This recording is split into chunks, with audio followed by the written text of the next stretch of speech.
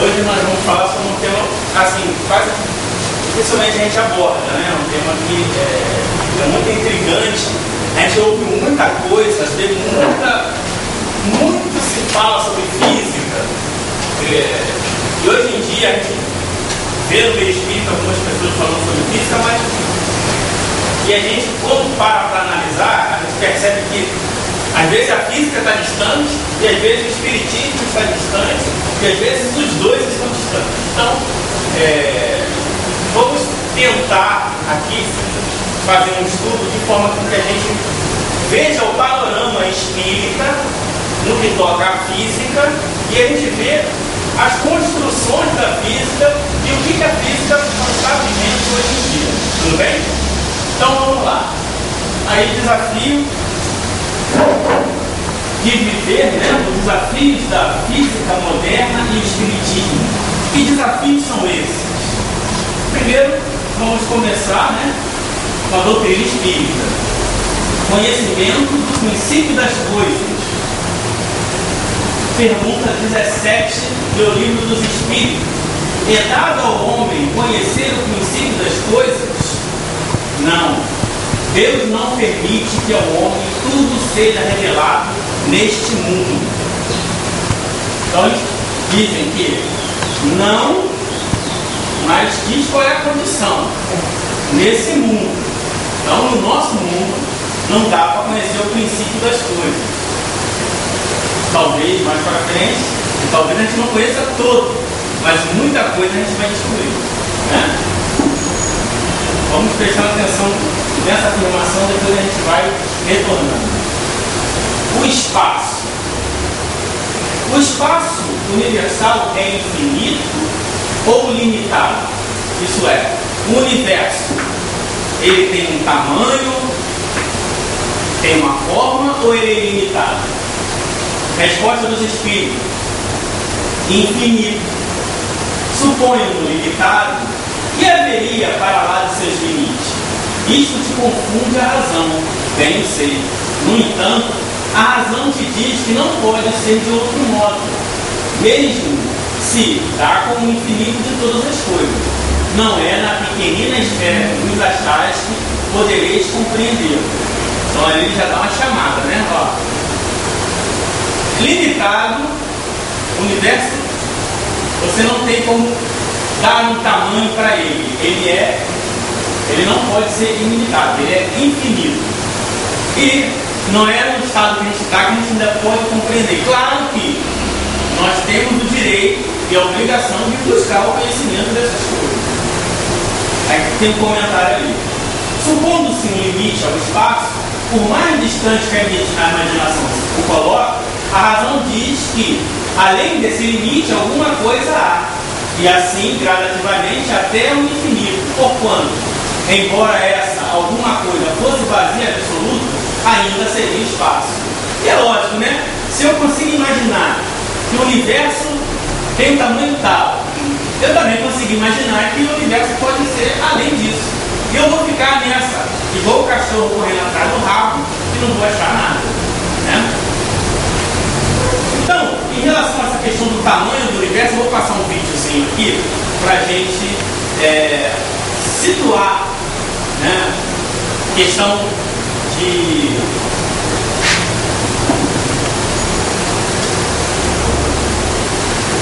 desculpa aqui que eu sou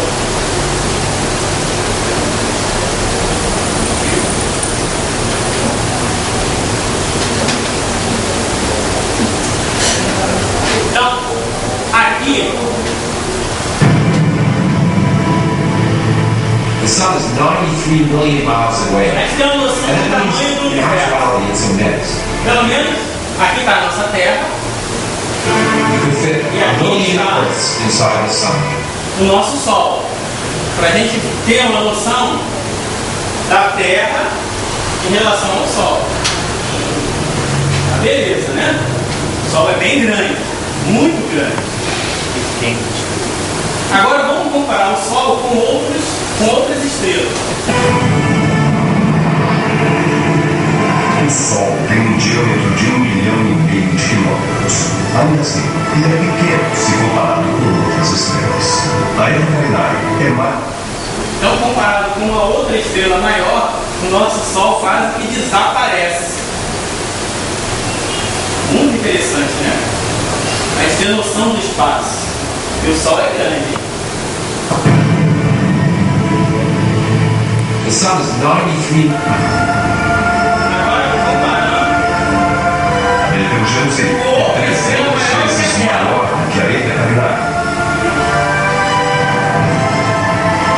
E agora, temos este monstro, Dietrich Majores, a maior estrela já descoberta. Ela é 1 bilhão de vezes maior do que o nosso Sol.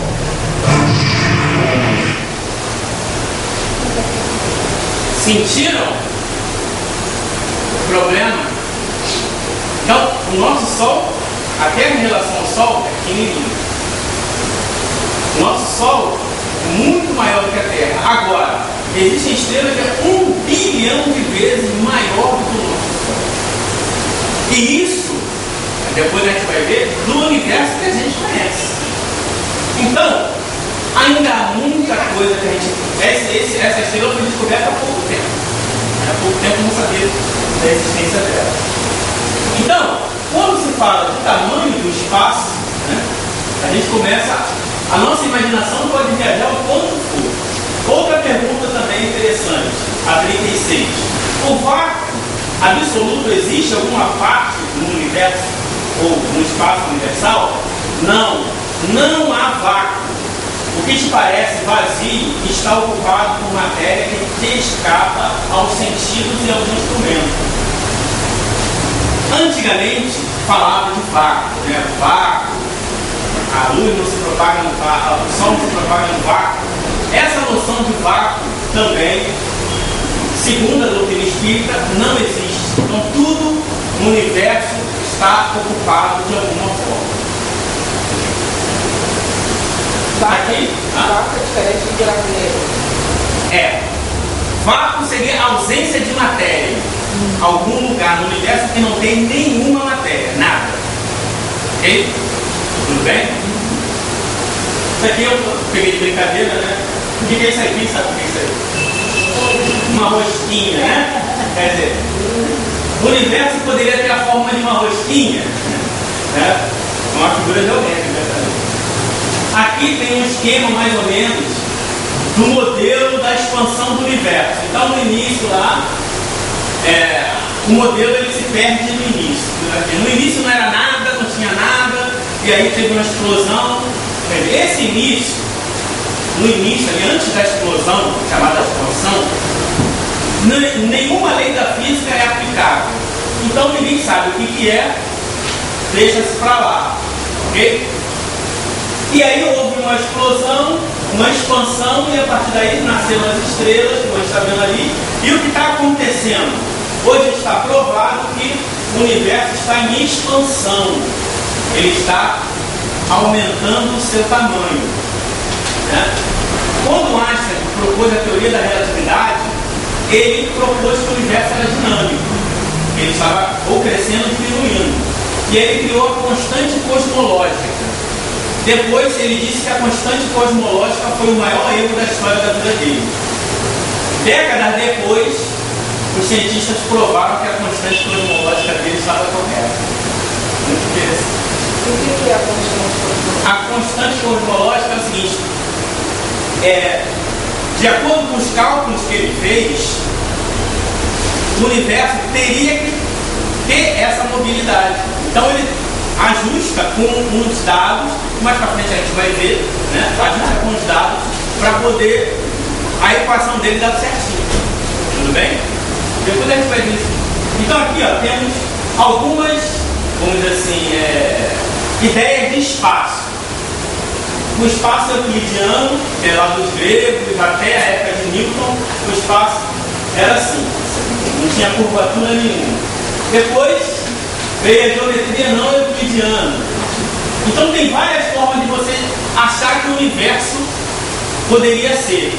Mas, para nós espíritas, nós sabemos o quê? Que o universo é infinito. Então não posso dar uma forma ao infinito. Ok? Então quando já o universo tem essa forma, tem aquela forma Está se falando de um ponto no espaço que eles estão estudando. Mas aquele ponto do espaço não é o universo inteiro. Tudo bem? É. Porque ele não pode, o cientista não pode falar daquilo que ele não tem a menor noção. Né? O cientista ele fala daquilo que ele está vendo. Aqui, eu coloquei aqui, o universo conforme Newton pensava e o universo conforme Einstein pensava. Para Newton, o universo era estático, fixo e móvel. Okay? As estrelas eram ligadas de todos os corpos do universo pela gravitação. Ok? O Einstein. Oi? A Terra, uma estrela, qualquer corpo no universo. É aqui. Ele está aqui e aqui com as linhas do campo gravitacional. Você bota qualquer coisa aqui, há uma atração. Ok? O Einstein já bolou a gravitação de uma forma diferente. Na verdade, é a teoria da relatividade geral. O nome é impróprio, porque na verdade a teoria da relatividade geral estuda a gravitação. Então, deveria ser gravitação. Mas como já tinha a gravitação de Newton, ele botou gravitação, teoria da relatividade geral. O que diz a teoria da relatividade geral do Einstein? Que uma massa no espaço, ela distorce o espaço. Então, quanto maior a massa, maior a distorção do espaço. Então, se você coloca alguma coisa aqui, ela tende ao quê? Cair ali. É isso? E assim ele explica como os corpos se atraem. Não compreenderam? Preciso de um voluntário aqui, então. Brincadeira. Uma voluntária. Voluntária, vem cá, rápido. Vamos fazer o seguinte aqui, aqui está o espaço, tá vendo? Imagina que aqui está o espaço sem massa, sem matéria. Então, se eu colocar, segundo a teoria do Einstein, se tiver uma massa ali, ela vai distorcer o espaço. Um exemplo. Eu tenho essa bola aqui de gás.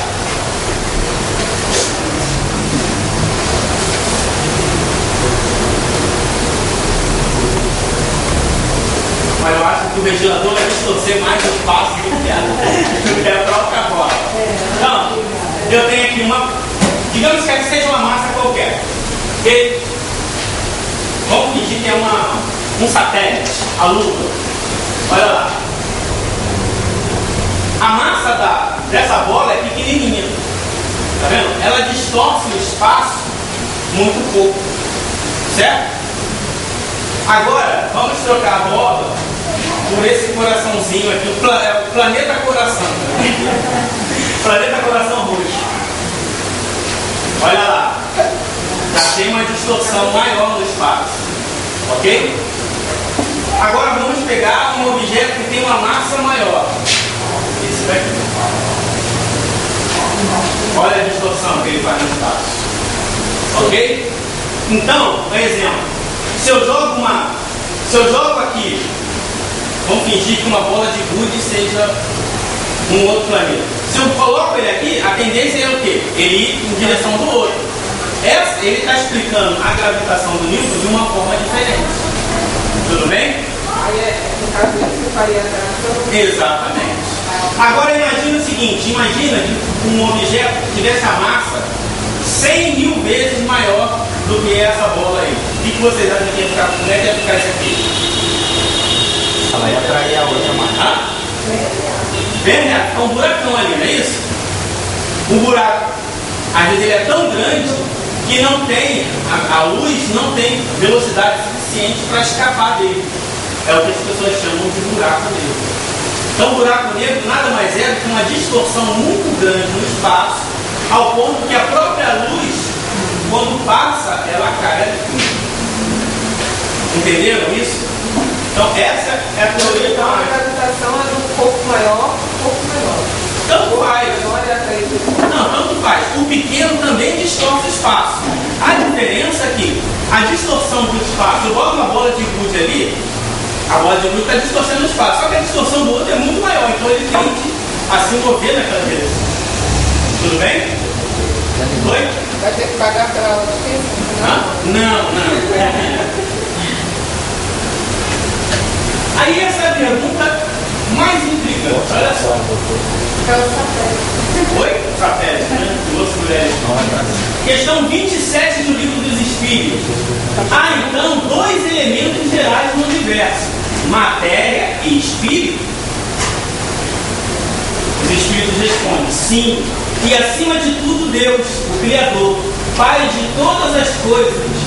Deus, espírito e matéria constituem o princípio de tudo o que existe, a Trindade universal. Mas ao elemento material tem que se juntar ao fluido universal, que desempenha o papel de intermediário entre o espírito e a matéria propriamente dita.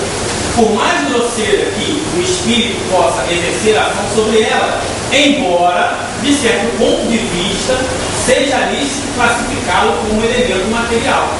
Ele se distingue deste por propriedades especiais. Se o fluido universal fosse propriamente matéria, razão não haveria para também o espírito não fosse.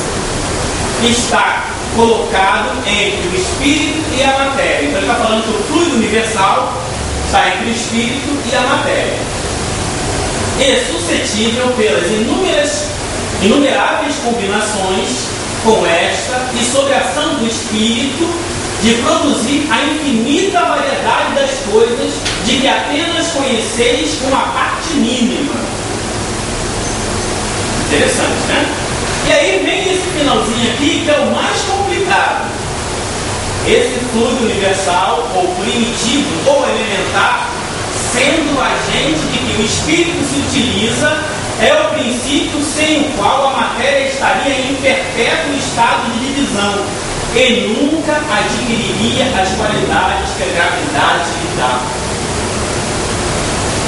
Então, os espíritos estão dizendo que a gravidade é um efeito da transformação da matéria.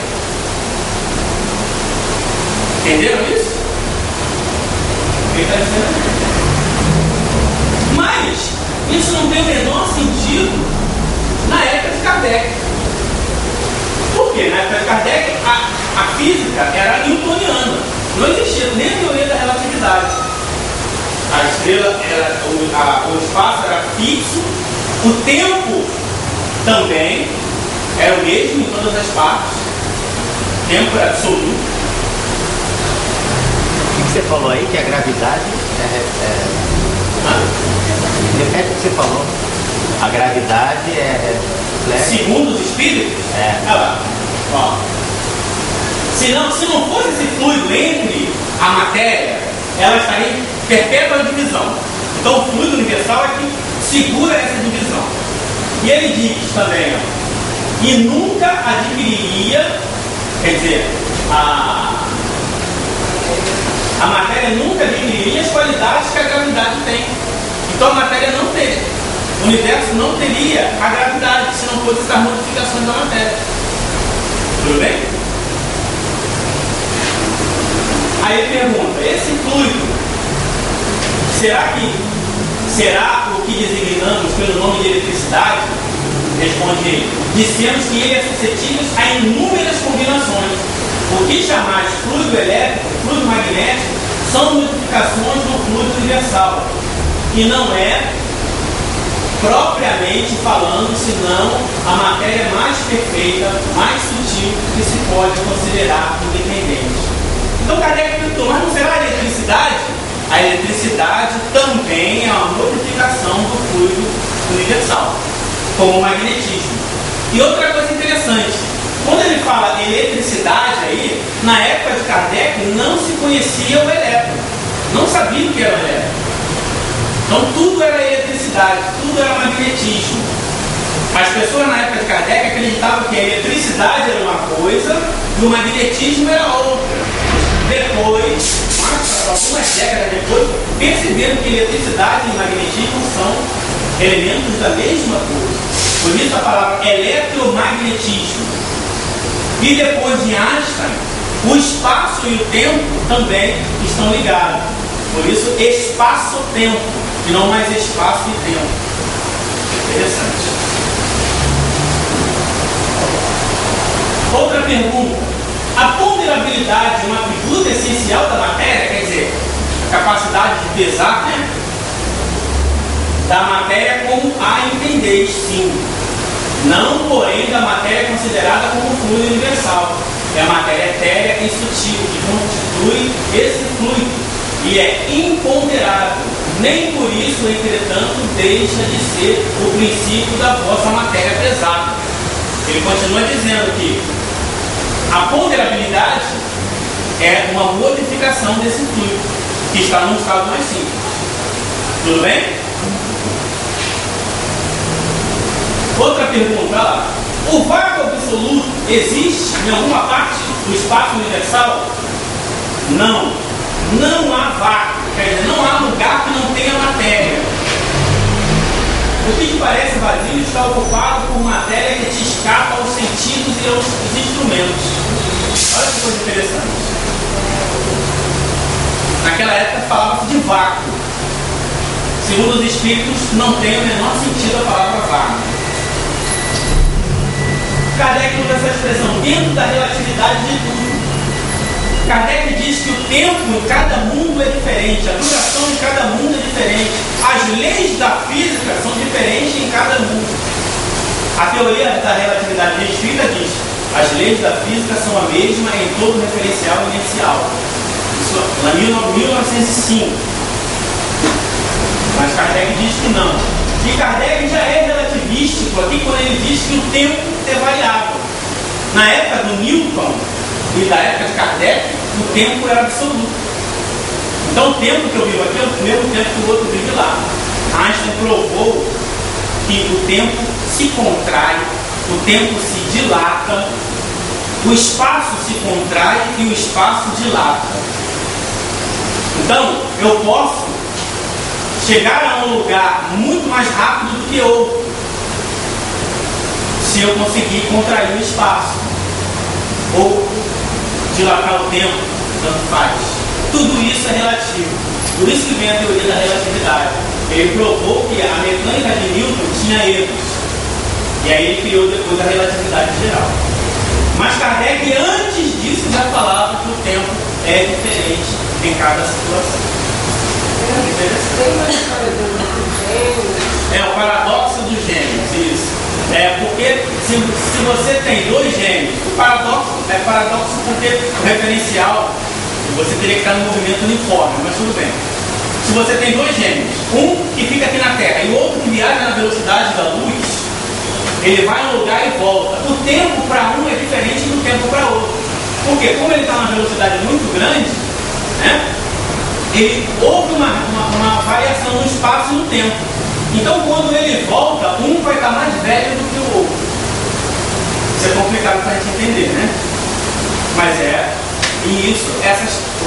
não a questão dos gêmeos, mas já foi conseguido constatar com relógios colocando em órbita que há uma diferença entre um relógio e outro. Se a questão do tempo está andando mais rápido, mesmo com o tempo. Existe a sensação, porque tem muitos afazeres. A questão física não, é a contração mesmo do tempo. Okay? Você atravessa um espaço numa velocidade muito mais rápida do que deveria. Tá? Mais para frente a gente vai voltar nessas questões. Então, o tempo, olha lá, Kardec fala.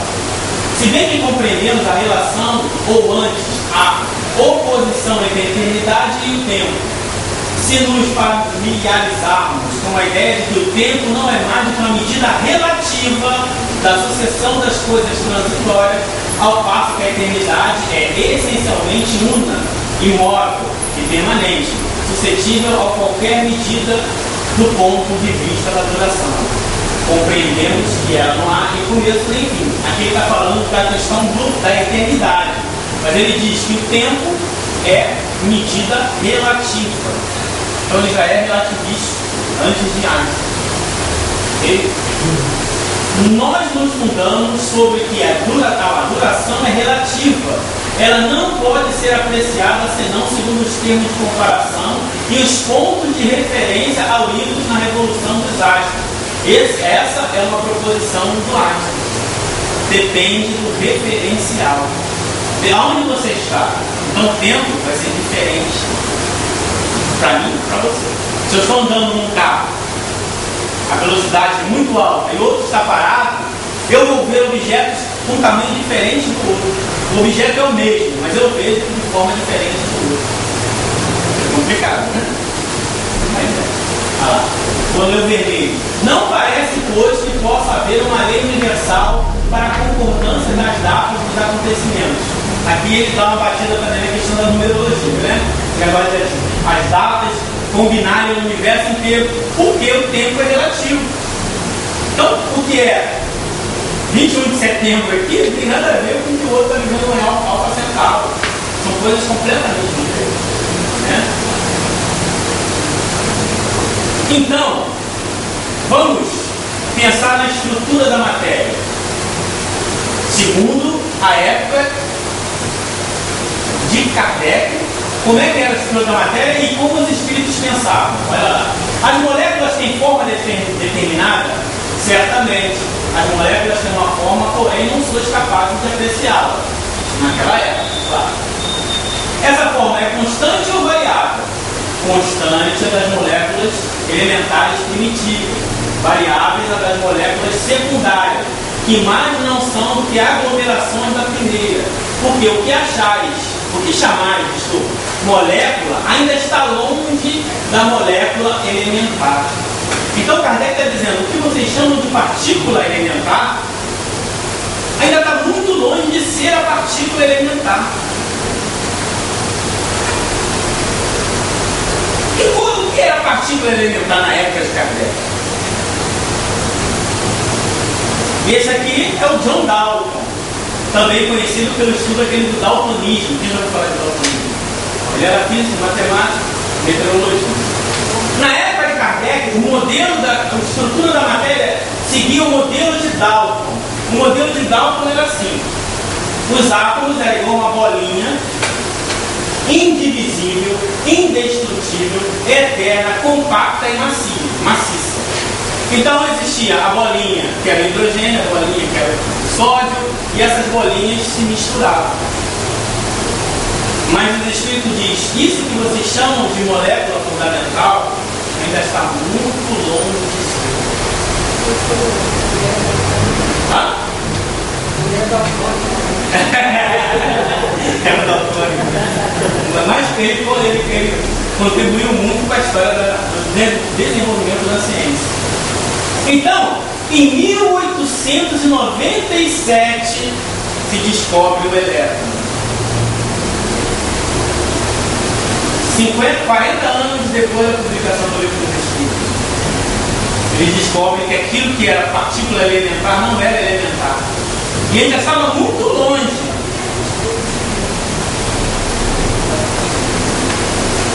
Em 1886, utilizando a ampola de Crookes, nosso William Crookes, físico, mas químico, ele utilizava uma ampola que é o primeiro acelerador de partícula e o avô da televisão. Ele utilizava isso e foi descobrindo que aqueles raios catódicos, que ele chamava de raios catódicos, nada mais era do que o elétron. Muito interessante, né? E aí ele descobriu que uma partícula se desviava para um lado, a outra se desviava para o outro. Ele chamou que se desviava para um lado de elétron. Deu a carga de negativo. E chamou que desviava para o outro de próprio da carga positiva. Tudo bem? Em 1932 que foram descobrir o Newton. E aí, a partir dessa descoberta, começaram as ideias de querer montar os modelos atômicos. Olha o nosso William Crookes, que era um grande cientista ele começou a estudar as manifestações espirituais e se tornou espírita. Se tornou espírita e declarou na sociedade. Ele era membro de mais de 20 sociedades científicas. E ele se tornou espírita. Olha lá, a ampola de Crookes lá, que influenciou na descoberta dos elétrons. A ampola da televisão, já viu? Um acelerador de partículas e também a televisão funciona, aquela de tubo, novamente. Aquela de tubo, né? A televisão dele já está ultrapassada. Aí começaram os modelos. O primeiro modelo para substituir o de Dalton foi o de Thomson. E esse doutor aí. O modelo do pudim de passas. Olha lá. O átomo era uma esfera carregada positivamente, salpicado de carguinhas elétricas, olha lá, como se fossem pequenas passas dentro de um pudim. Por isso se chamou o modelo do pudim de passas. Depois veio o Rutherford, que ele criou esse modelo aí, que é o mais conhecido, né? Que é o modelo do átomo núcleo atômico entre prótons e nêutrons e a eletrosfera com os elétrons girando em torno do núcleo. Também foi ultrapassada por a teoria desse rapaz ali, chamado Niels Bohr, e aí ele começou a trabalhar já com a questão da mecânica quântica. A mecânica quântica, ela mexeu com a cabeça de tanta gente, dos físicos, porque o físico, ele sabe uma coisa, você dizer assim para o físico, olha, isso aqui sai daqui e chega lá, ele tem certeza porque ele faz os cálculos. A mecânica quântica, ela mostra que você não pode medir, tirar duas medidas ao mesmo tempo, dizer que ela está naquele lugar e naquele tempo. Existe uma incongruência, você não tem como fazer duas medições, relacionar a velocidade com o espaço ao mesmo tempo, que chama de princípio da incerteza. E depois, essas coisas elas vão ficando tão abstratas que o negócio vai voando, vocês vão perceber. Então, ele diz o seguinte, que os elétrons já não ficam mais em uma órbita, ele fica numa região em volta. E essa região, ele fica ali parado. Quando ele passa de uma região para outra, ele tem que emitir energia. Essa energia é um fóton. O fóton é uma unidade de luz. A luz, que a gente considera uma onda, ela também é fragmentada. Então, esse é o modelo do orbital. Então você já não pode dizer, o elétron está aqui, o elétron está aqui, o elétron está ali. Você já tem que usar estatística. Isso por física é complicado. Peraí, estatística existe uma densidade de probabilidade do elétron estar naquele lugar. Mas eu não posso dizer onde ele está. Então, mas isso aí é matemática, não é mais física. Infelizmente, é essa. Isso mexeu com todo mundo, porque o criador da mecânica quântica não acreditou. As pessoas não acreditavam, o Einstein não acreditava. O Einstein morreu não acreditando em certas previsões da mecânica quântica. Agora tem um problema. Apesar de ser estatístico, o negócio dá certo. E dá certo com uma precisão absurda. Que é o pior. Que para o físico, independente para o religioso, para o físico, você fez um experimento, aquele experimento mostrou que você estava errado, o físico abandona. Acabou. Esse é um amigo nosso lá no trabalho, caçador de neutrino. Então, para o físico, ele tem um modelo. Se você consegue provar, você cria uma teoria. A teoria, os caras analisam, interessante, vamos provar. Se você vai na natureza e consegue provar aquela teoria, o modelo antigo é abandonado. O religioso não. O religioso morre, não está certo, não pode, não interessa, não aceito. Essa é a diferença. Então, quando ele falou de orbital, salto quântico. Quem já ouviu falar de salto quântico? As pessoas nunca ouviram falar? As pessoas, vocês vão ouvir falar bastante. Eu já ouvi pessoas falar assim, a minha vida deu um salto quântico. Falo, nossa, caramba, que interessante. O que seria um salto quântico? Isso é só na sala dos professores de física. Não. Já ouvi muitos espíritas falando isso. Precisamos dar um salto quântico na nossa vida. O que é salto quântico? Quântico vem de quantidade, uma quantidade discreta. Então, por exemplo, se o elétron está aqui, ele precisa vir para cá, aqui ele tem uma energia. Ele tem que ir para a região de uma maior energia, eu preciso injetar energia para ele. Aí ele pula daqui para cá. Quando ele pula dessa região para essa região, ele deu um salto quântico. Entendeu? Aí ele fala, não, minha vida deu um salto quântico. Engraçado, né? Agora, quando ele está numa região de maior energia e ele vai para uma região de menor energia, o que ele tem que fazer? Não. Tem que perder. E ele libera essa energia. Ele libera essa energia. E essa energia é liberada em forma de onda eletromagnética. Uma delas são isso. É isso que eu ia perguntar. Exatamente. Então isso aqui Então ele só libera a luz quando ele sai de uma região é maior. maior para menor. Exatamente. Porque senão tudo liberaria luz. Exatamente. Tudo bem? Então esse é o modelo do Bohr. Está tudo certinho até essa senhora ali. Ali uma nota de uma moeda polonês, não me pergunto nada. Tá? Marie Curie e Pierre Curie, Prêmio Nobel de Física de 1932, e ela, Prêmio Nobel de Física. Eles ganharam o Prêmio Nobel de Física. Acho que deram em 1950. 13 e 11, então daria 3 também. Eles ganharam o Prêmio Nobel porque eles perceberam que a matéria, o átomo, também emite radiação.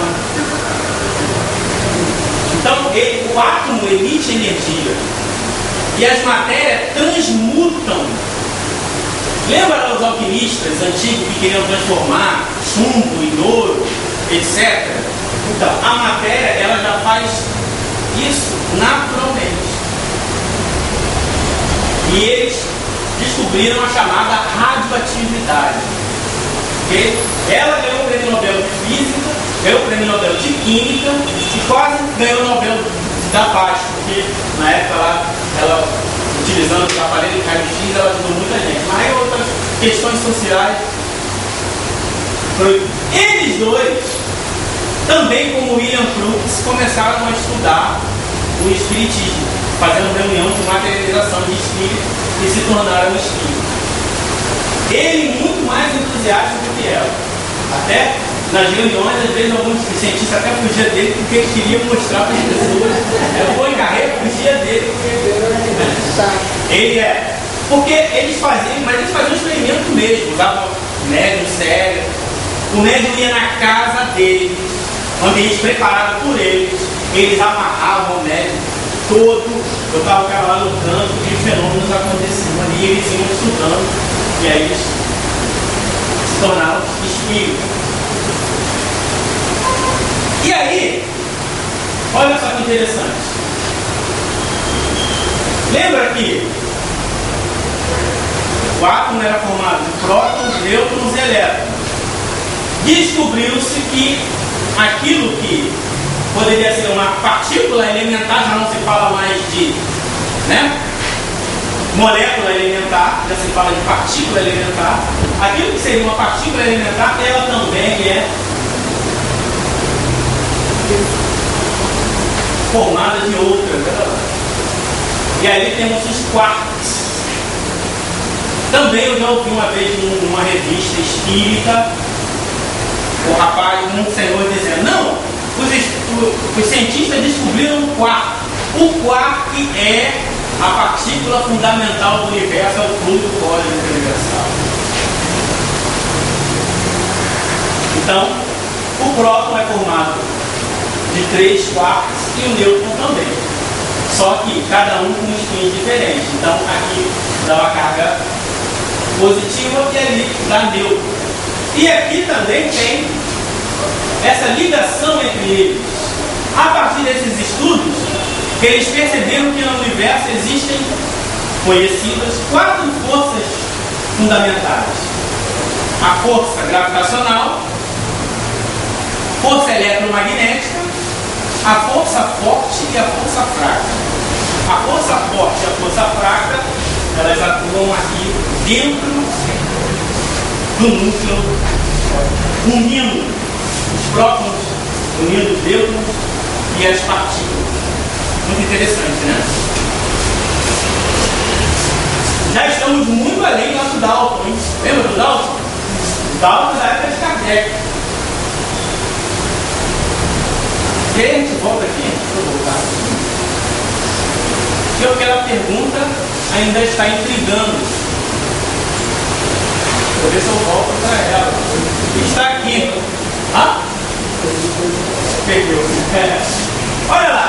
Esse fluido universal, quer dizer, a energia que está no universo, a energia não, é fluido. Energia já é outro conceito, mas esse fluido universal, ou primitivo, ou elementar, sendo o agente que o espírito se utiliza, é o princípio sem o qual a matéria estaria em perpétuo estado de divisão e nunca adquiriria as qualidades que a gravidade dá. Nossa! Aí eu volto aqui correndo.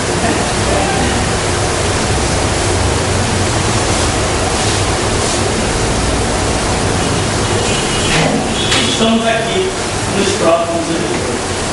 E aí,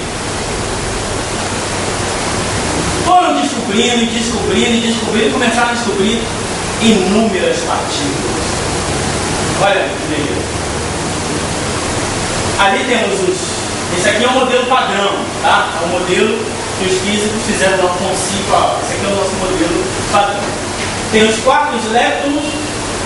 Só que os quartos, quantos quartos tem? São os vermelhinhos ali, no desenho. 1, 2, 3, 4, 5, 6. É isso? Só que tem o quarto verde, RGB, né? Azul, vermelho e verde. Então cada um deles pode ter uma coloração diferente. Coloração não no sentido de cor, mas para diferenciar. Então existe aproximadamente 18 tipos de quartos. Existe aqui os neutrinos, que é o nosso amigo ali, o caçador de neutrinos, né? Tem os neutrinos, ó.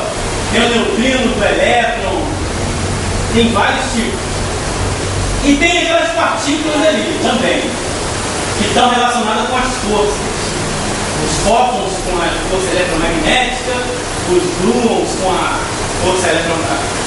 força nuclear, e existem outras partículas que deveriam estar relacionadas com a gravidade. Muito bem. Lembra lá quando os espíritos falaram? Aquilo que vocês chamam de molécula ainda está longe de ser a molécula fundamental. Muito interessante.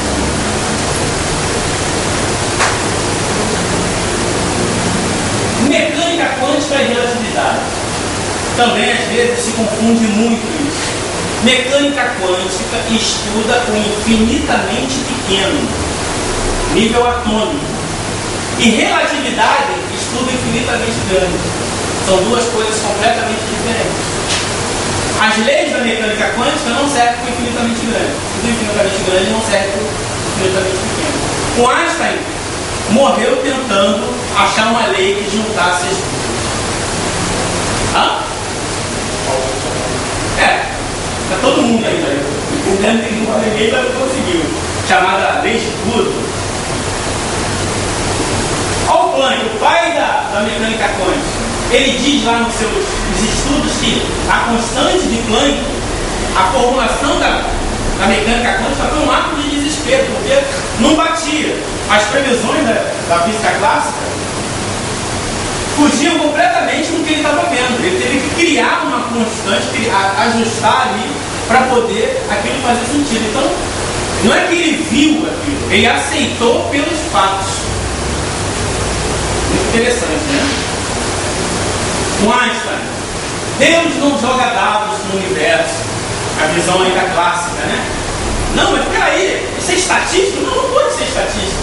Eu vou sair daqui e eu vou ali. Não tem nada de estatístico nisso, eu vou e volto. Né? O que é estatística? Eu pego um dado e jogo pro alto. Pode cair o quê? 1, 2, 3, 4, 5, 6. Se eu jogar de novo, você tem certeza absoluta que vai cair o 1 de novo? Que vai cair o 6? Não, isso é estatística.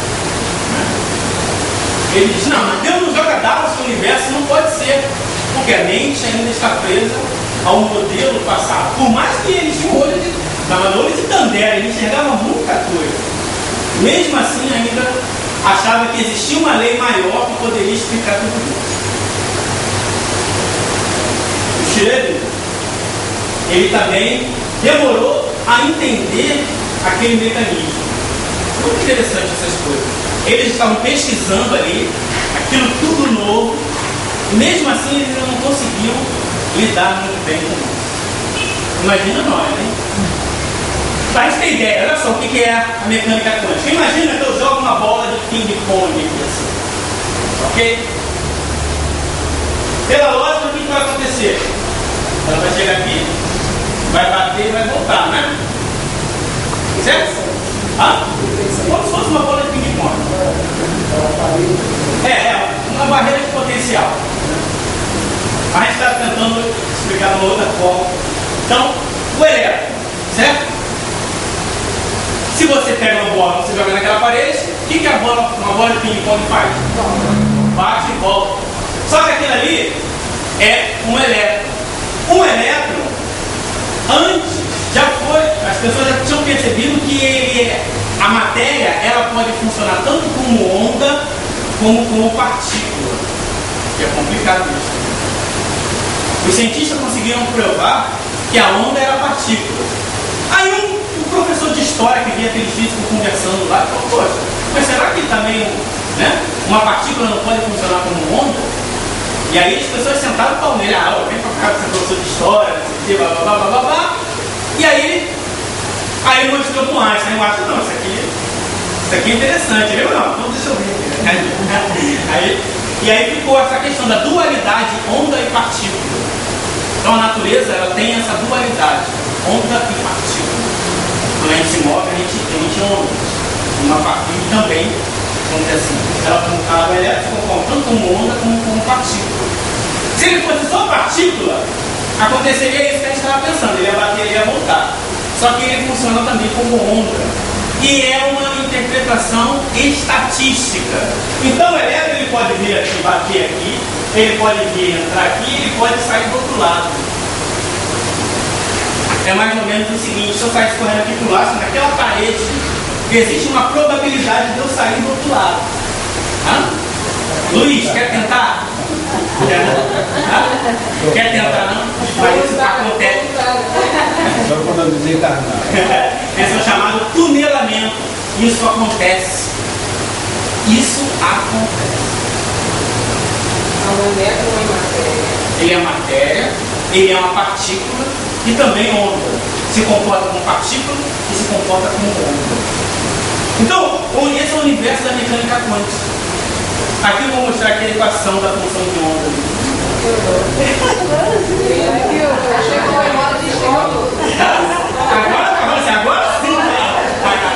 Agora sim. Essa é a equação lá do Schrödinger que prevê essas coisas todas. A probabilidade dele estar aqui, dele estar no meio, dele passar, dele voltar. Uma gracinha, lindo, né? Aí as mentes começaram a trabalhar. Aí veio o famoso experimento do gato de Schrödinger, que é o seguinte: pegue um gato, coloca dentro de uma caixa, como está ali. Pega um vidro com material radioativo, ok? Aí pega um mecanismo que faça o martelo quebrar aquilo ali, certo? Antes de você acionar o mecanismo, o gato está vivo, certo? Beleza? Se você acionar um mecanismo, aí vai quebrar, o vidro, o material radioativo vai sair. E o material radioativo, o que acontece? Ele emite radiação e mata, não é isso? Só que essa emissão é estatística. Quando fala assim, a meia-vida do elétron, a minha vida do rádio é tanto, quer dizer, ele cai a metade da sua atividade radioativa de tempos em tempos, mas isso é estatística. Você não pode dizer, não, esse elétron aqui, ele vai, não tem. Isso é estatística. Então, quanticamente, depois que tu aciona ali, existe a possibilidade do gato estar vivo, se ele emitiu radiação, existe a possibilidade do gato estar morto, que a radiação matou ele, existe a possibilidade dele estar de repente ferido, existe infinitas possibilidades. Quanticamente, todas elas estão corretas. O gato está vivo, o gato está morto, o gato... Quanticamente, tudo é possível. Ele atravessou a parede. Você também. Mas esse experimento ali é fechado, não dá para o físico ele tem esse negócio, né? Só que essa é uma outra. E é complicado mais ainda, né? Esse é o coisa, tá? O físico geralmente ele tenta simplificar, não pirar. Então, agora, se eu abro, presta atenção, se eu abro a portinhola e olho lá dentro, aí eu vou ter certeza, né? Ou o gato está vivo, ou o gato está morto. Então, você quebrou aquela previsão, mas todas elas estão corretas. Então você fez um colapso na função da onda ali. Quer dizer, a sua mente, você interferiu no experimento. O gato estava vivo e estava morto. Você entrou e matou o gato, não deixou o gato vivo. Você interferiu no experimento. Não é interessante?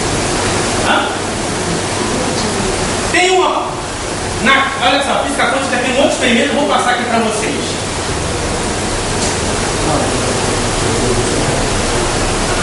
Presta atenção aqui no robô da física. Estamos aqui com o robô de toda esquisitice quântica, o famoso experimento da fenda dupla.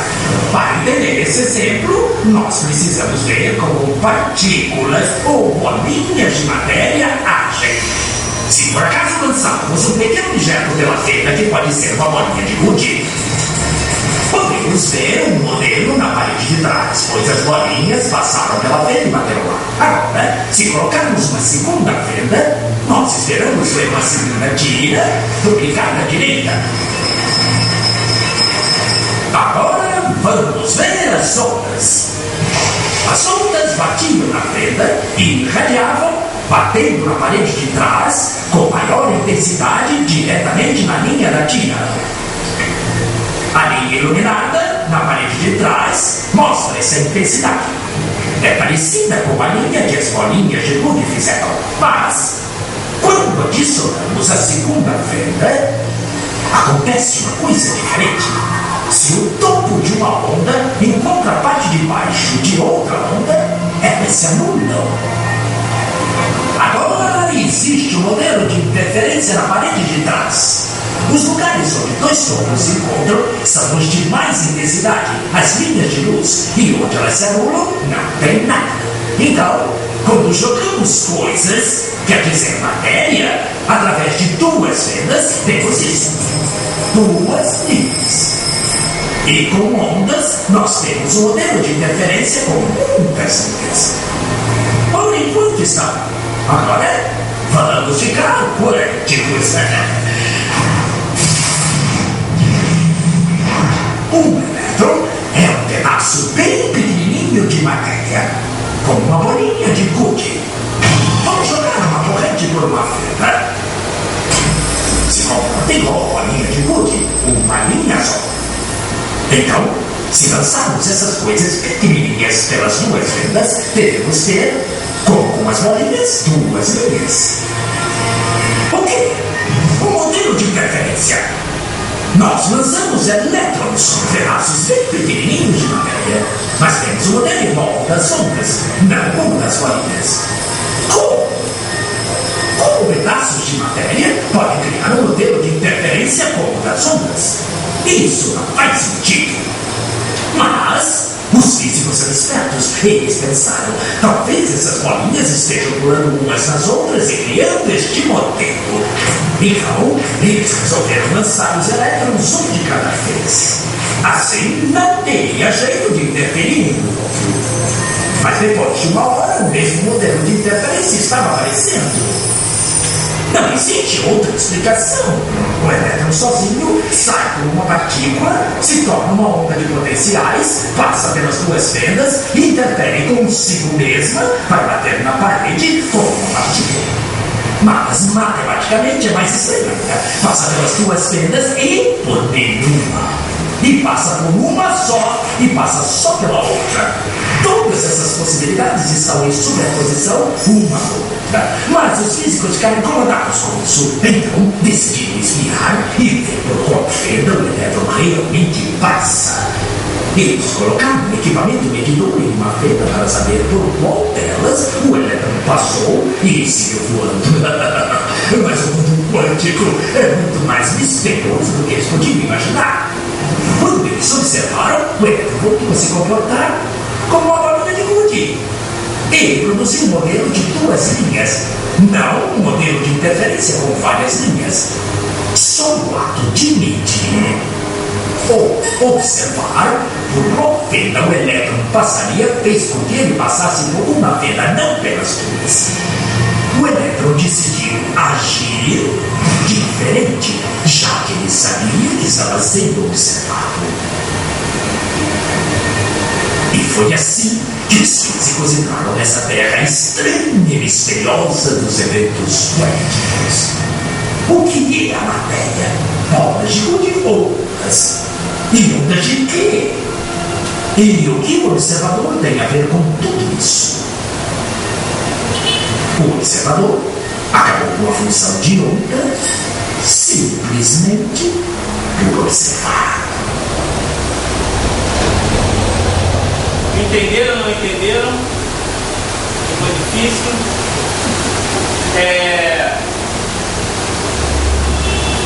O elétron, ele passou por uma fenda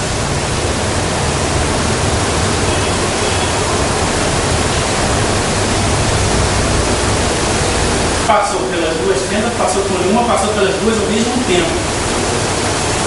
Isso faz sentido? Nenhum, né? Por quê? Se eu penso ele como uma partícula, ele tem que entrar num lugar. Eu passo numa porta. Agora uma onda, ela pode passar em dois lugares. O problema não é esse. O problema foi depois que ele passou. Ele estava passando e funcionando como onda, fazendo a figura de interferência, igual aquela que a gente viu na televisão. Aí eles começaram a olhar depois. Quando eles começaram a olhar, o elétron percebeu que ele estava olhando e voltou a ser partícula de novo. Isso é, o observador influencia o experimento. Então, não é mais um experimento igual a gente tem aqui, né? Eu olhando, essa bola vai cair. Não é a bola, né? Quanticamente, não. Aí a consciência influencia. E isso causou um reboliço maior. Aí vem o princípio antrópico. Por quê? Vou falar do princípio antrópico. Os físicos começaram a criar várias teorias. Entre elas, se existem infinitas possibilidades, pode existir também infinitos mundos, igual do gato de Girando. Porque pode existir um mundo em que eu exista naquele outro mundo, tranquilo. Naquele mundo, eu virei um grande político. No outro mundo, eu morri.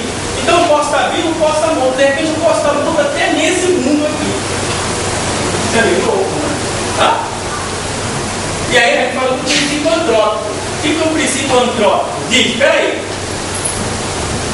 Se existir uma teoria, ok? A teoria que prova que não existe, essa teoria é meio estranha. É ou não é? O ser humano, ele tem que... Eu não posso criar uma teoria que diga que eu não existo. Tá? Por isso lá o Descartes diz, penso, logo existe. Não, peraí, eu não estou muito. Mas a gente está falando do nível nível macroscópico. Nível microscópico, essas coisas aqui. Para a gente ter uma noção. Por isso que o dia expressou esse ditado lá. Cara, esse calcule, não fica pensando muito não. Vamos calculando, vamos pesquisando. Porque se a gente entrar muito nessa, a gente vai. Né? Aqui são interpretações que eu vou pular, porque eles tentam falar, olha, não vamos fugir muito, não vamos viajar muito nessa maionese não, porque vamos criar um padrão. Fizeram um concílio mesmo. Olha, aí tem lá, as previsões, né, são probabilísticas, interessantes e tal, mas eu não posso extrapolar demais nessas previsões. Mas existem físicos que criam teoria fora desse modelo, tá? Eu não vou, não vai dar tempo. Eu voltei lá à questão 27 do Livro dos Espíritos. Esse fluido universal primitivo elementar, sendo o agente que o Espírito se utiliza e o princípio sem qual a matéria estaria em perpétua divisão e nunca adquiria as qualidades que a gravidade dá. Na época do modelo daltônico, do modelo de Dalton, que o Livro dos Espíritos ali está em 1866, mas está errado, em 1857. Massa, atração e acabou. Hoje é que se fala nessas coisas.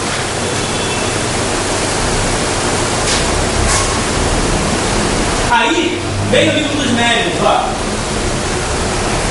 As pessoas estão querendo achar o quarto como unidade fundamental da matéria. É o que os Espíritos dizem. Em que estado o fluido universal se nos apresenta com a maior simplicidade? Para o encontrarmos na simplicidade absoluta, precisamos ascender aos espíritos puros. No vosso mundo, ele sempre se acha mais ou menos modificado para formar a matéria compacta do mistério. Então, é lógico, pensando como espírita, eu já sei que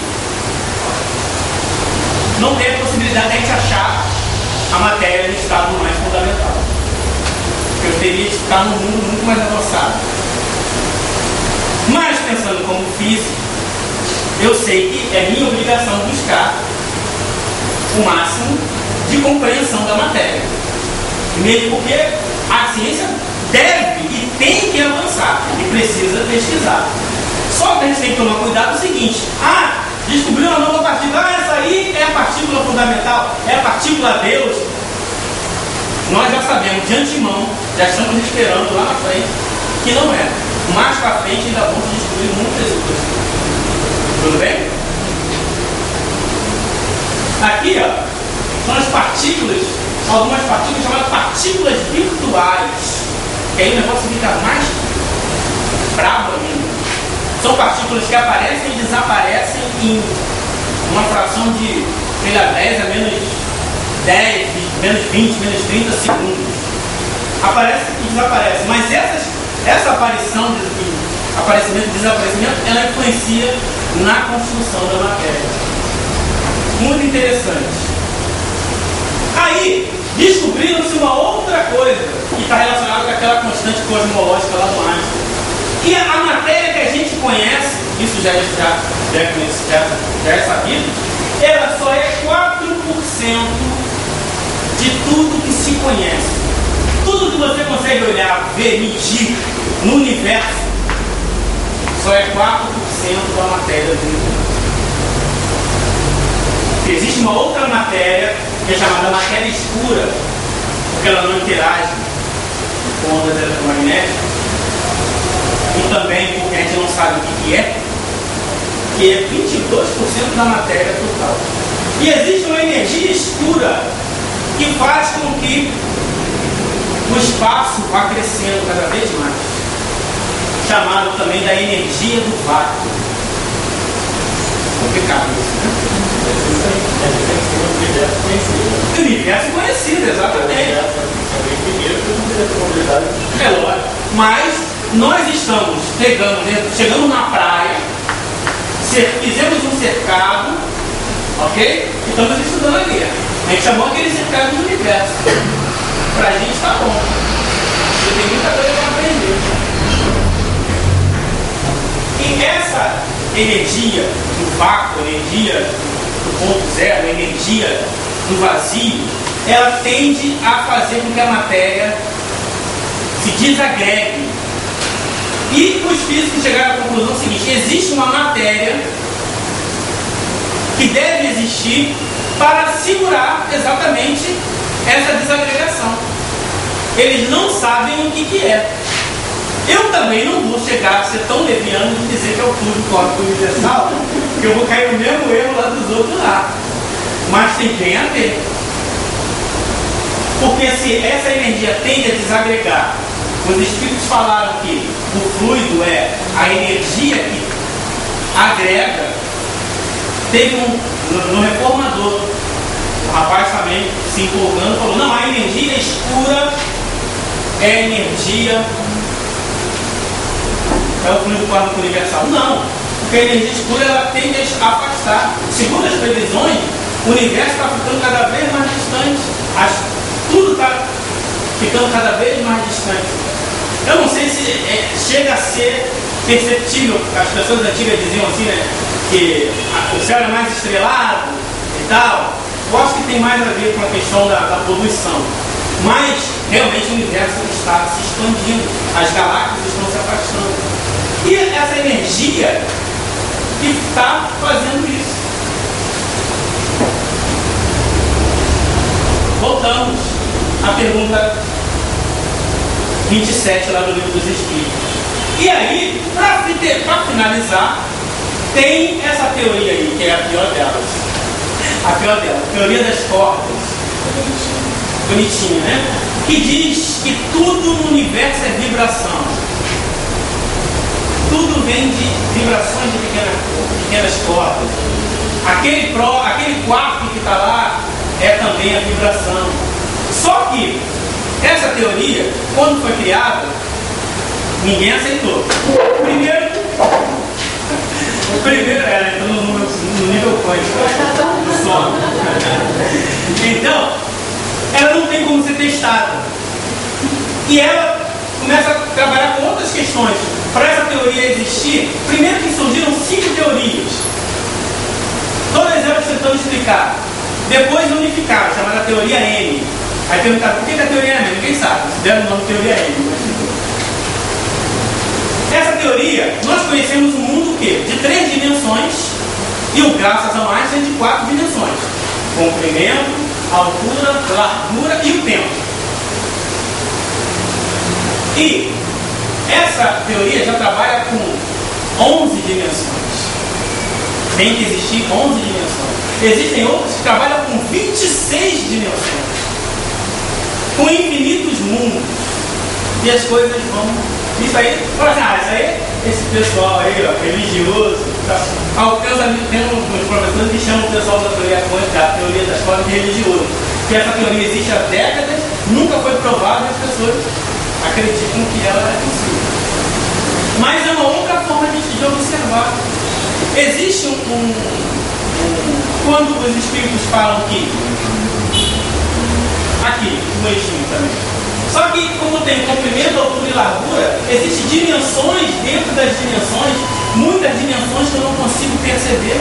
É um negócio completamente fora da nossa realidade. Graças a Deus, para comprar o pão eu não preciso saber da teoria das cordas. Mas ela prevê, e é a teoria que tenta unificar. A previsão dela tenta unificar tanto a relatividade quanto a quântica. É uma teoria que tenta juntar tudo. Né? Então, eu vou... Tá morrendo aí, né?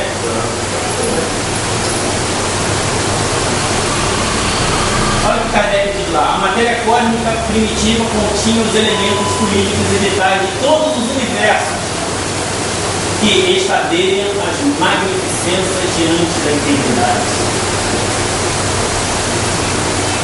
Os espíritos gastam tempo para percorrer o espaço? Sim, mas fazem com a velocidade do pensamento. Ora, a velocidade do pensamento é muito maior que a velocidade da luz, não é?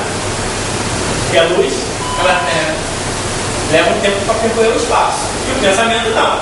Quero estar em Júpiter, estou em Júpiter. Né? Vou fazer mais semana. É muito tempo só. Claro. Aí, fala assim, não, fisicamente isso é impossível porque a teoria da relatividade diz que nada pode ultrapassar a velocidade da luz. Mas o próprio Einstein, depois, ele descobriu, criou um artigo que foi chamado de paradoxo EPR. Einstein, é de Einstein, Podolsky e Bose, se eu não me engano, que diz o seguinte: se eu tenho dois blocos entrelaçados, que esse aqui está relacionado com esse, e eles estão indo em direções diferentes. Se eu consigo modificar a configuração esse aqui consegue instantaneamente. E os cientistas hoje já chegaram a mais ou menos 600 metros. E, claro, a tendência é aumentar. Então, o pensamento está relacionado com o quê? Com a consciência. E tem a ver também com as teorias quânticas, a influência da consciência. Tem alguns físicos, um bem famoso que é o Amit Goswami, que diz o seguinte, que diz que a consciência, sabe, ele vai muito mais religioso do que deveria ser. Claro que a teoria espírita, ela diz o seguinte, que essa distância também depende do grau de depuração do espírito, o grau de desmaterialização do espírito. Então, quanto mais desmaterializado, mais ele tem condições de transpor os espaços em menos tempo. Os mais materializados, eles estão presos ao espaço-tempo. E quanto mais materializado é, mais preso ao espaço-tempo ele é. Um exemplo, nós sabemos que tem espírito, se você fechar aquela porta ali, ele acha que não pode passar. Porque ele está tão preso ao espaço-tempo, tão preso, que ele vive a vida da matéria. E tem outros que percorrem distâncias imensuráveis, mas aí são espíritos muito interessantes, né? Qual é a relação que eu estou fazendo? A relação que alguns postulados da física fazem a gente refletir com alguns postulados do espiritismo. Isso é muito interessante. O Planck, que morreu triste ou feliz, não sabemos, depende do estado. A ciência não pode resolver o mistério final da natureza. Isto porque, em última análise, nós próprios somos parte do mistério que tentamos resolver. Isso é muito interessante. Claro que devemos e podemos buscar e vamos resolver muitos mistérios. Muitos. Não todos. Então, o antes do existir, para a gente não faz sentido. Pode até fisicamente você tentar buscar, mas sabendo que não vamos conseguir. Para não desistir do universo. É uma gravura, né?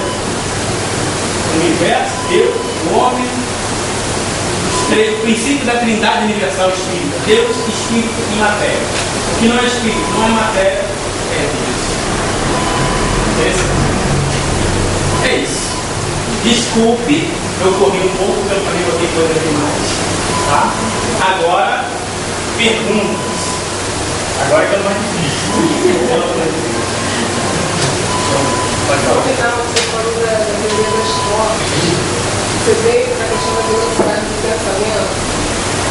Não acompanhei. Eu corri na teoria da história quando eu voltei para a questão da física quântica. Né? Quando eu trouxe a questão da velocidade do pensamento, porque se você pega a teoria da relatividade restrita e fala, olha, pode se transportar, né, os espíritos perguntando, você pode ir num lugar, exemplo, sair de um ponto a outro da galáxia, por exemplo. Se eu for sair de um ponto a outro da galáxia, eu tenho que levar 150.000 anos andando na velocidade da luz. Agora, um espírito, não sei o grau, ele poderia percorrer isso num tempo muito menor ou instantaneamente, vai saber. Segundo a relatividade restrita, isso não é possível. Mas hoje em dia já se aceita essa possibilidade. E tem outra teoria também da curvatura do universo, a teoria do buraco de Hermes, ou do buraco de Minóquio, que você consegue fazer com que o espaço se dobre e você passa de um ponto ao outro. Eu estou aqui, jornada nas estrelas, estou do outro lado da galáxia. Também é previsto. Parece maluquice, mas é previsto. Agora, ainda já se consegue transportar um cristal de um ponto para o outro. Fala. Ah, tá. Alguma pergunta mais? Fala. Eu sei que eu escutei de uma parte, eu tenho que revisar mais 15 anos. Eu tenho a intenção de criar uma amnésia. Mas agora, eu queria que você voltasse naquela sintomas que era 27. Eles são 27 do livro. Lá no início eu vou pegar ela inteira.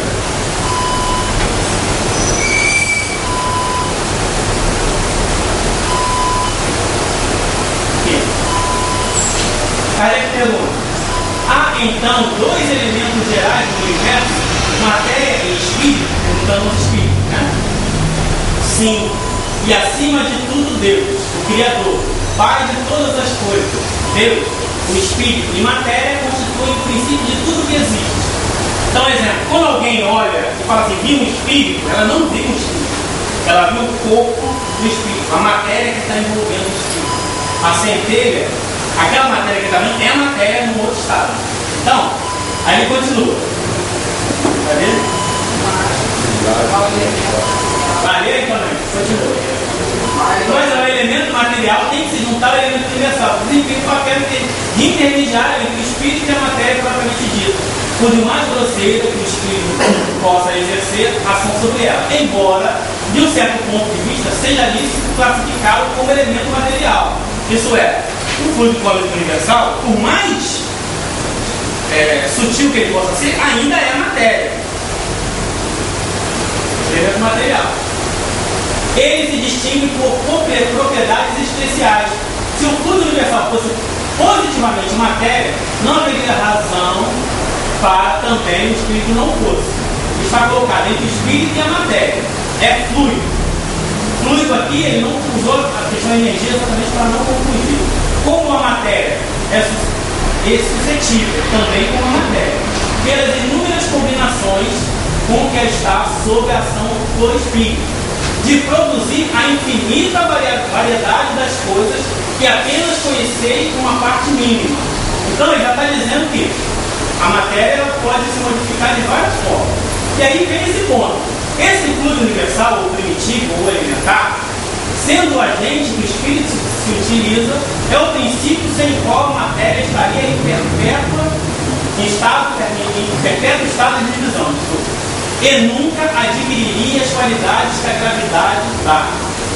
Então, a gravidade, segundo a informação dos espíritos, é um reflexo da modificação dessa energia mais sutil, que tem a ver com a teoria da questão dos grávidos. São partículas que nascem por causa das interações nucleares. Isso aí é o que eu queria pegar. Essa associação que pareceu que você colocou, essa associação realmente, essa associação, principalmente com a parte do limite, que seria a parte da geradora de massa, né? Eu achei que você queria fazer meio essa conexão. A mim, tanto esse texto me parece mais com a teoria, você pode trabalhar, com a famosa teoria do éter, que se tinha muito forte na época, mas depois perdeu força. Então, se você vê bem quando ele fala muito universal, primitivo, elementar, sendo agente, e é o princípio que permeia tudo, essa linha está aparecendo um pouco da descrição do que se pensava por éter na época, e depois foi vinculado ao a questão é porque o éter, né, é mais considerado como um meio, né? uma coisa que Que permeava tudo, exatamente.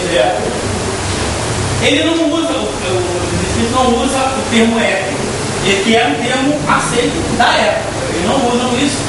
Não sei se para não fazer essa associação. Porque ele diz o seguinte, que a matéria naturalmente ela tende a se desagregar, né? que é a questão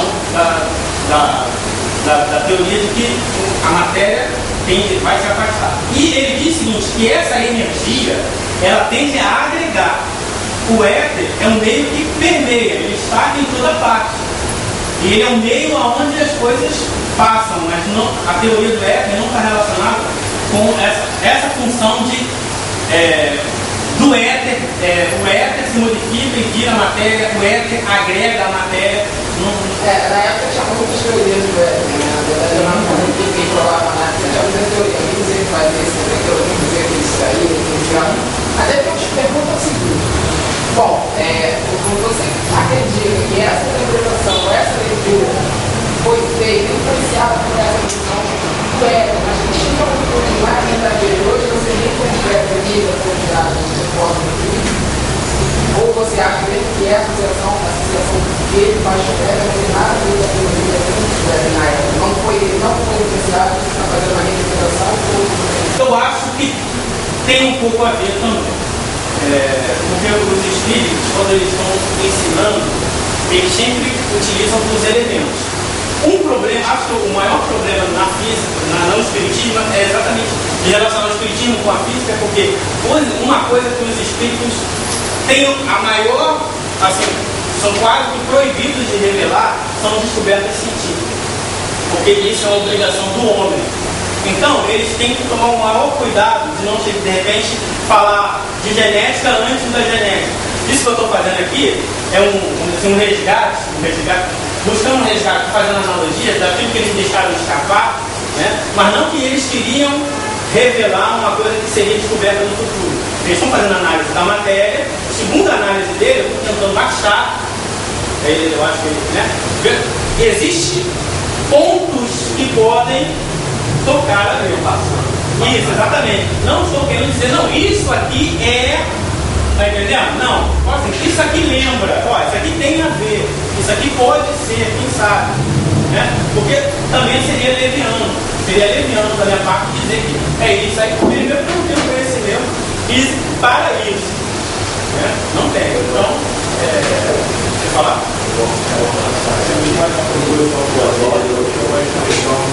Exatamente. Esse conceito inclusive é explicado no início, lá do a careca mora para um corredor para tentando definir o que ele dada a dificuldade da própria linguagem de expressar o que seria essa questão. Enquanto a referência ao mesmo, inclusive na linguagem do Kardec, tem um livro. Se ele tivesse falado de éter, ele falaria. Porque o éter é falado, essa expressão é utilizada do éter. E especificamente, o filtro universal, o código universal, ele é um princípio que é logo bem no início do espírito, quando ele está apresentando os conceitos fundamentais do espírito. Eu concordo, eu achei muito legal, apesar de ter jogado algumas partes, eu só tenho entendido onde eu tenho chegado aí no final. Eu acho bem interessante. Agora eu preciso lembrar que o livro de ficção é uma obra de filosofia, mas ela é fundamentada na dedução lógica, no raciocínio. A filosofia da ciência é igual que uma filosofia vai voltada para a teoria do conhecimento, mais para a filosofia da ciência, mas ela é voltada para isso. Haja visto a possibilidade de provações científicas de deduções lógicas que foram resultadas no espírito, como por exemplo, nessa questão. Então dá para você, a partir desse princípio instituído pela filosofia, trabalhar com teorias da época, mas apresentar princípios de uma teoria que só teria 100 anos depois. Daí se vê uma cidade de interesse que os estudos estavam orientando o Kardec. Porque o Arago, que era um dos espíritos que depois da comunicação na Gênesis, ele é um dos astrônomos mais famosos da França da época, ele usa muito daquilo a palavra éter. Mas ele usa de uma forma, assim, um termo geral, e não no sentido dessa estrutura da matéria que o Kardec chama aqui. Então, o objetivo é exatamente isso, porque a gente ouve muito agora pura quântica, sabe? Qualquer fenômeno você pode chegar ao nível quântico, até emitir gases, suar, tudo vem de células, de reações, né? Então, você chegar a dizer isso é quântico, aquilo é quântico, eu acho uma forçação de barra. Né? Da mesma forma que, como a gente pega uns artigos de revistas espíritas, o quark é a partícula fundamental, a energia escura é o fluido quântico universal.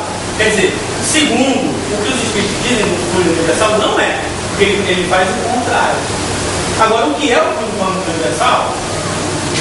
Segundo lá o livro dos médios, né? Quem quer acender o mundo dos espíritos? Você fala do fluido universal na sua Maior simplicidade, claro. Exatamente. Na verdade, toda a matéria é uma Modificação, exatamente. E na época dele, quando ele recebeu isso, não existia. Hidrogênio se junta com cálcio, se junta com não sei o que, dá o ácido tal.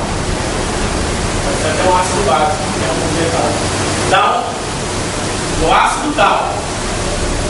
Eles estão dizendo o seguinte, que a matéria mais sutil se organiza, criam umas partículas, essas partículas se organizam e se organizam com outras que vão formar essas partículas fundamentais que vão dar origem às partículas maiores até formar o átomo, os átomos combinar.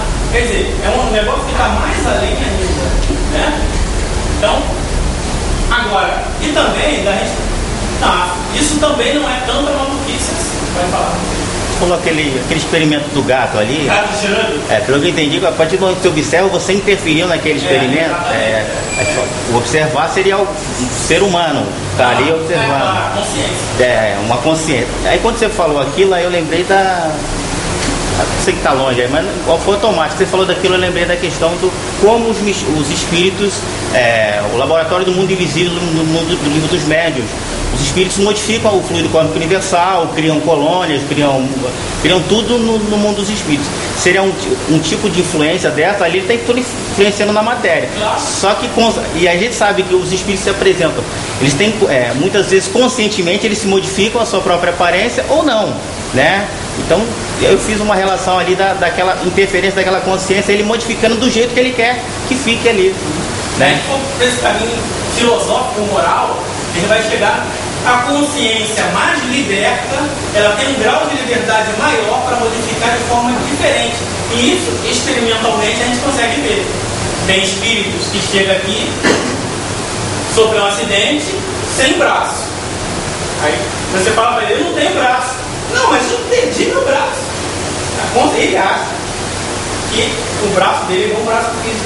Desde o momento que ele percebe que ele é um espírito e ele toma posse da sua consciência, aquilo volta da mesma forma, né, de alguém que apresenta com um velhinho, né? As pessoas falam assim, preto velho. Só tem preto velho, né? Não aparece branco velho. Tem preto velho, todo mundo é preto velho. Não, porque branco velho, branco também envelhece. Fala.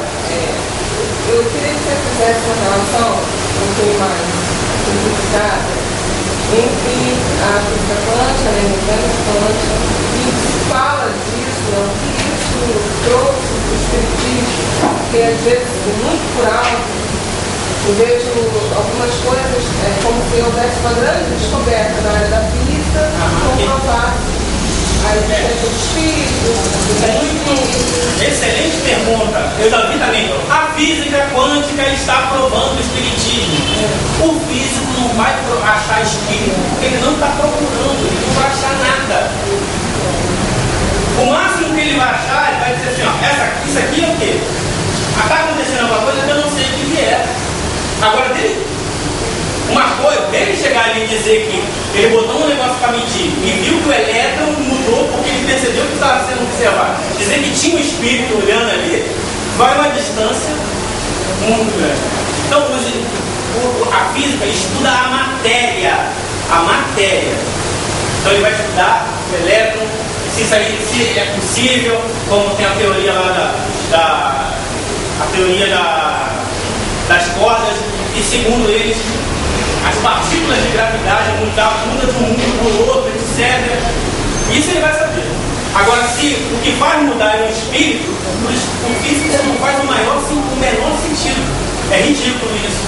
E eu vejo, a psicologia transpessoal vai provar o espírito, a física vai provar. Não, Kardec já disse isso lá no livro dos médicos. O químico, ele é autoridade para falar de química. O biólogo, ele é autoridade para falar de biologia. Se você pedir um biólogo para falar de física, ele pode até falar algumas coisas, mas tem a tendência a errar. E o espírita, a ciência espírita, por exemplo, você está falando de ciência espírita? Não estou falando de ciência espírita em nenhum momento. Porque a ciência espírita é a ciência que estuda o espírito e as suas manifestações. Então, quando eu pego um livro de um médium e vou analisando aquela mensagem, ver o que tem a ver com o espírito quando era vivo, o que o médium influencia, o que está sendo de acordo com a doutrina, aí sim eu estou usando a ciência espírita. Quer dizer, observar o nosso espírito, ele está fingindo que está falando que é isso, mas é aquilo, ele está querendo me enganar. Isso eu estou usando a ciência espírita. Isso aqui é a ciência material. Eu estou usando os pontos que a ciência material toca em alguns princípios da doutrina espírita.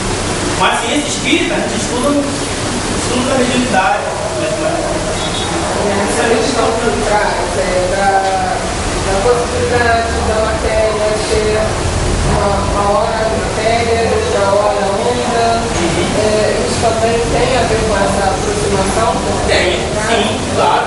Porque se eu jogo isso daqui para você, ó, é uma partícula, mas ele está irradiando ondas pelo espaço também. E eu sei que a gente não fala de aumentar o padrão vibratório. Vibratório é frequência. Você está numa frequência diferente da que você estava. Isso tem a ver, sim, com mecânica quântica, dualidade onda-partícula.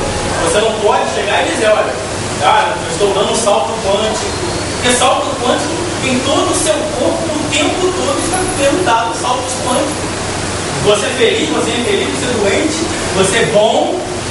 Para você piscar o olho agora, você teve que exercitar os neurônios e o pulso elétrico, e isso aí teve energia, troca. Então, é quântico. É a mesma coisa na época da descobrir a molécula. Isso aí, molecular, tudo é molecular. Claro que tudo é molecular. Como tudo é quântico. Tudo pode se reduzir a partícula. Então, esse é o problema da novidade. Mandaram a nossa chefe, né, comprou um livro lá, não sei o quê. Qual é o nome do livro? Espiritualidade quântica, não sei o quê. Sabe? Assim, ele mistura a física com o espiritismo. Não tem nada de física, não tem nada de espiritismo. Não sei o que é. Tem um programa também aí, Salto Quântico. É a mesma coisa. Não, tem um programa. Então, é do Amit Goswami. É um físico indiano, aposentado e tal. E ele vai nesse caminho. Só que a consciência se desagrega após a morte, mas não sei o que. A gente sabe que a consciência não se desagrega. Nós somos o que nós somos. Exatamente. Mas as pessoas. Você falou de quântico, né? Pô, tô na onda. Eu sei, hindu, outras coisas, né? Eu acho legal a gente perceber o seguinte: quando a gente fala que o espírito se comunica instantaneamente com o outro que está numa distância absurda, fisicamente, é isso que eu quero chegar, eu acho que essa é a mensagem. Fisicamente, isso não é impossível. Então, não estou dizendo que a física vai provar isso. Não sei, tem gente que estuda a possibilidade de teletransporte, de viajar, não sei o quê, mas palpável não tem, sendo nível atômico, nível subpartícula. Nível mais puro, você sabe que a gente estuda essa fonte que ela está falando, esse cara que nesse livro, e muita gente tenta fazer essa ligação, pega um conceito, o engano, a gente faz a questão. Agora, você acha que esse aprofundamento da física, esse avanço que vai surgir quântico, você viu que esse movimento, ele faz essa ligação que o mundo começa a chegar em Deus através da ciência. Aí eu pergunto agora você acha que o avanço da ciência está indo pelo caminho que vai chegar no espírito ou no movimento, na organização? Eu acho que a tendência é isso acontecer. Por quê? Naturalmente, na época de Kardec, não existia a menor possibilidade de você criar um instrumento para detectar um neutrino. Eu nem sabia o que era um neutrino. Não existia. A teoria, né? Não existia. Ninguém conhece. Quanticamente falando. Né? Então, hoje já se pensa em coisas que cada vez mais você vai, vamos assim, buscando elementos que você consegue pegar coisas muito pequenas, detectar uma onda de, sei lá, a gente consegue detectar a onda de 10 a menos 50. Eu não sei que. Aí por isso que a gente tem que tomar cuidado no batismo. Qual a frequência que o espírito está emitindo para que eu possa captá-lo? Está entendendo? Quer dizer, vai chegar um ponto que a ciência tem que desenvolver o ponto de captar. E isso é previsto pelos espíritos. Né? Ele diz lá, vocês se comunicam pelos médios enquanto não tendes nada melhor. O que é esse nada melhor? Não sei. Quem sabe daqui a um dia nós vamos abrir uma televisão quântica. Eu vi na palestra de Jorge que ele falou que vai ter, não sei o quê. Aí você abre lá, liga e tem lá o teu avô que morreu se comunicando contigo. A comunicação tenta por aí. Mas aí a gente vem a questão da providência divina. Se hoje, com os conhecimentos espíritas que a gente tem gente acreditando, tem espírito que vai em centro espírita, que manda o nego botar trono, e ele bota um trono lá para o cara sentar, você imagina alguém perturbado, a gente sabe que tem muitas pessoas perturbadas, ligando a sua televisão para conversar com aquela pessoa que obsidiou, vamos dizer assim, aquela pessoa a vida inteira e depois de morto continua perturbando. Quer dizer, não temos condições morais ainda. E nem científicas. E eu acho que essas coisas caminham mais ou menos. Imagina se pudéssemos descobrir a bomba atômica na época de Alexandre o Grande. Na época de. Né? Quer dizer, o Hitler quase chegou lá. Imagina se ele pega aquilo. Imagina aquilo na mão do Hitler. Qual o primeiro lugar que você acha que 100% vai acertar? Aonde ele ia atacar primeiro? Acho que Israel. Israel. Primeiro lugar que ele atacar é Israel. Vamos testar, ele vai testar. Está entendendo? Quer dizer, então essas coisas. Agora, a ciência, o espiritismo, ele só pode vir. O espiritismo só pode vir por causa da ciência. Porque, por exemplo, você não pode falar de alma e de outras coisas sem certos conhecimentos, senão você fica nessa questão mesmo da superstição. Como aconteceu lá no Louvre, que o Fenelon escreveu lá, né, uma frase, ficou lá, está gravado lá. O Kardec fez que pegou aquilo ali, as partículas, analisou, é outra coisa. Diferente de você ver um negócio desse, cai de joelho, fica chorando, acendendo um vela, mas não sei o que, e não muda nada na sua vida. Então, esse é o mais ponto fundamental, a gente tomar cuidado com os conhecimentos, e essas analogias são muito perigosas. O futuro, eu acredito sim, essa aliança da ciência e da religião, muitas teorias, como que não são aplicáveis hoje, podem ser aplicadas no futuro, como antigamente falava-se em transformar o metal em ouro. Conseguiram, bombardeando um núcleo lá, mudar, virou ouro. Claro que dá essa maneira, é mais fácil você comprar na rua. Conseguiu, cara. Fala, para terminar. Só um comentário que o falou, da regra. O problema é que isso é um discurso de autoridade, né? Então, se busca a fundamentação física mais para que a pessoa acredite naquilo que está sendo falado que para outra coisa, né? Até porque normalmente as pessoas que estão falando sobre isso não conhecem a gente tem que proteger o princípio do assunto. É sempre o médico que leu o mesmo livro, o Galileu e a média que leu super interessante, acha que aquilo tem uma relação, entendeu? Por isso que eu, particularmente, tenho muito cuidado com esse tipo de afirmação, sempre que a questão quântica ela está realmente na moda, né? Essa parece uma descoberta da física contemporânea, né? A parte da ciência contemporânea está muito na moda isso. Dentro da filosofia, a filosofia também, a filosofia descoberta, foi desenvolvida no final da década de 50, que vai mais ou menos na linha para ter um lugar. Caiu uma árvore lá na floresta da Tijuca. Ela provocou o som, uma árvore capaz de provocar o som, nós estamos lá para ouvir. Aí você vai criança de inferência que se imagina. Todo mundo fala também sobre teoria sobre o posicionamento. O posicionamento mal superar agora está se desenvolvendo, ninguém sabe ainda direito. Vai ter muito disso. É tomar muito cuidado com a educação. Isso.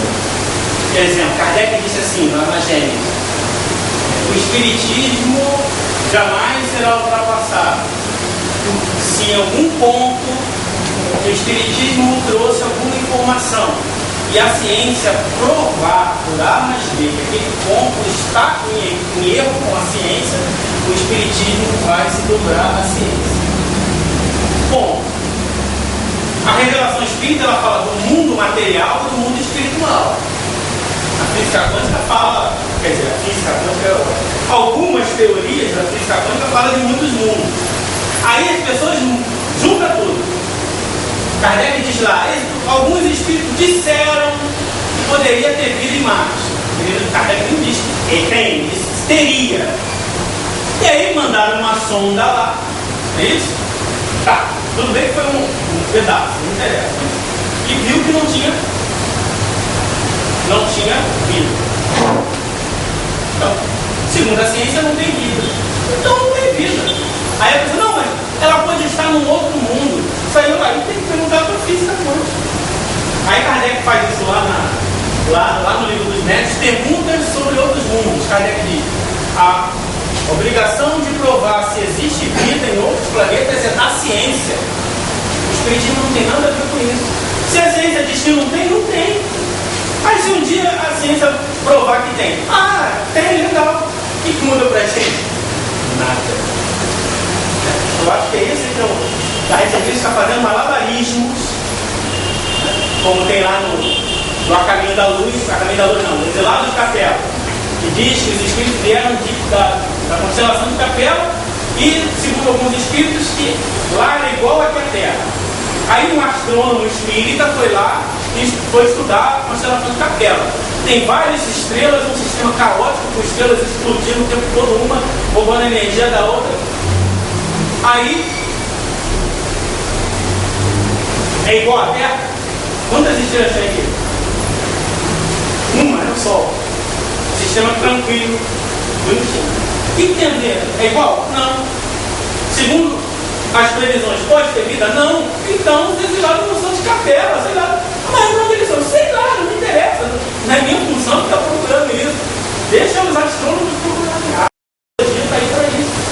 Também serve a Deus. Também são missionários. A gente que não pode ficar preso nisso. A gente tem que ir, ó. Se libertar. Tudo bem? É interessante o quanto a gente ainda conhece pouco do que a gente pode conhecer, que é a matéria. Que dirá o Espírito e Deus. Não. O pouco que a gente conhece está aqui, né? E vocês espíritos conhecem, porque a gente é um pouquinho ignorante. Eu também gosto, né? Tem um pouquinho de noção. Eu perguntei para o professor meu, quem é o maior especialista, quem é o cara que mais sabe tudo de física quântica? Ele falou, ninguém sabe. Aqui, ó, do que a gente conhece, isso aqui, ó. Isso aqui. Uma vez estava numa aula de teoria eletromagnética, aí o professor lá estava expandindo, estava fazendo aqueles cálculos lá, polinômios de Legendre, aí o menino lá, perturbado lá na aula, falou, professor, o que é o elétron? Aí o professor falou para ele assim, não sei. Não sei. Eu só sei que se ele sair com essa energia daqui, ele para lá. Ele só sei. Agora o que é? Não sei. Ele foi honesto. Eu não sei que nada assim. Ele foi honesto. Ele poderia dizer, não, é igual ele fala assim, o que é energia? Tudo que é capaz de realizar trabalho. Você respondeu e não respondeu. O que é energia? Complicado. É isso. Agora vamos voltar ao planeta Terra. Alguém gostaria de fazer a prece? Ninguém? Então vou fazer. Quer fazer?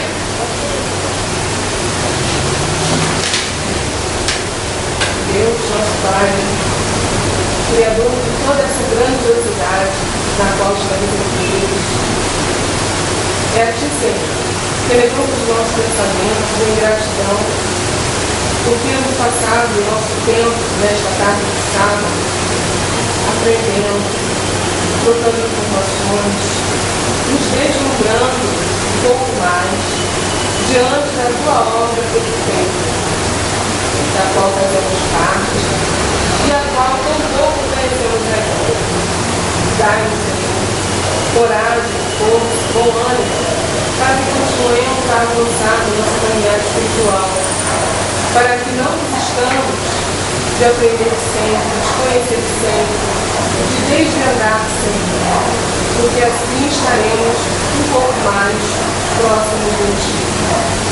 Ampara-nos, socorre-nos nas nossas dores, nas nossas fraquezas, e dai-nos, Senhor, final de tarde, de luz de noite, de uma tranquilidade, e assim seja.